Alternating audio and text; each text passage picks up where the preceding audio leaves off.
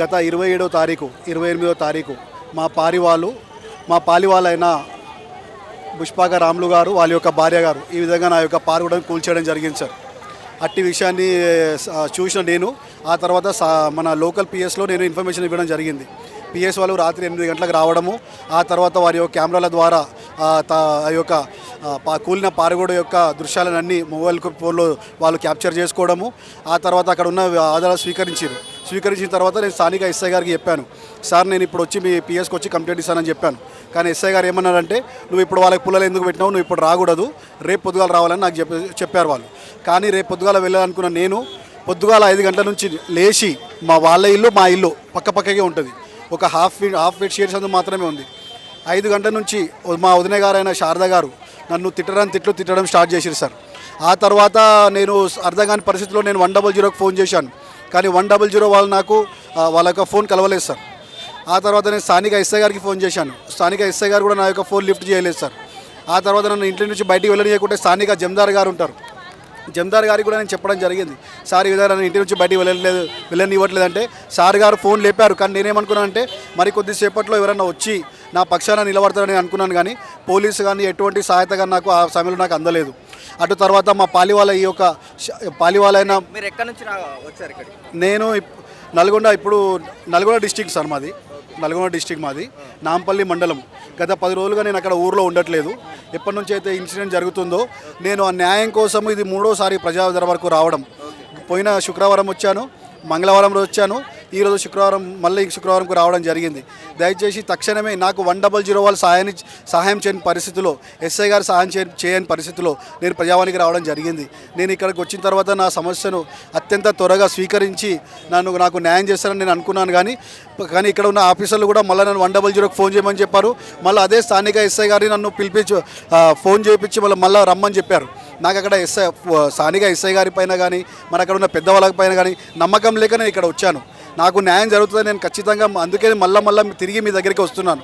నాకు తక్షణమే పెద్దవారైన మా మునుగోడు నియోజకవర్గ మా యొక్క ఎమ్మెల్యే గారు రాజగోపాల్ రెడ్డి గారు కానీ, మరియు పెద్దలు కోమటిరెడ్డి వెంకటరెడ్డి గారు కానీ, మరి ఎవరైనా సరే నాకు స్పందించి దయచేసి గత 10 సంవత్సరాలుగా ఇది 10 సంవత్సరాలు జరిగిన ఇది ఒక రిజల్ట్ మీ కళ్ళము కూడా ఉంది సార్.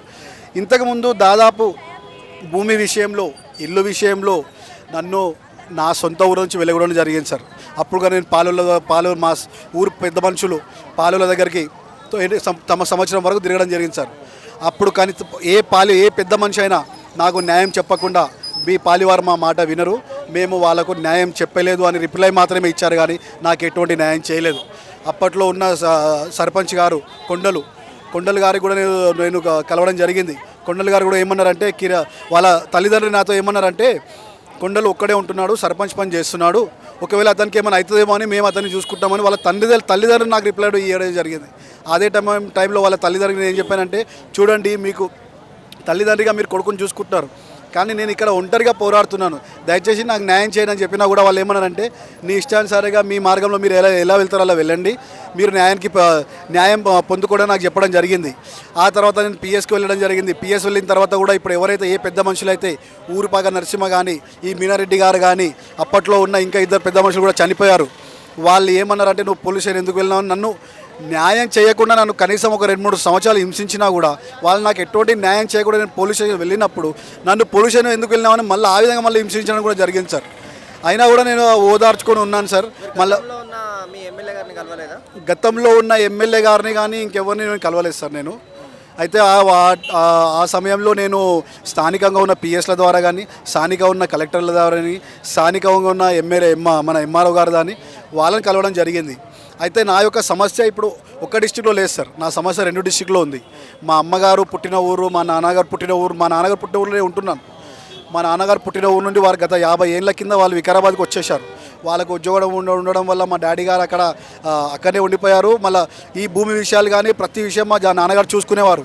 2011లో మా నాన్న చనిపోయిన తర్వాత నేను వెళ్ళి అక్కడ ఉన్న పరిస్థితులను నేను స్వయంగా వాళ్ళు నాకు రాసి ఇవ్వడం జరిగింది. మా ఇంటి వాళ్ళు, మా నాన్నకి 2 ఈ పత్రాలు నేను 10 రోజుల కింద, ఇప్పుడు మొన్న కూడా ఇక్కడ ఇచ్చిపోయాను, 10 రోజుల కింద కూడా మళ్ళీ ఇచ్చిపోయాను.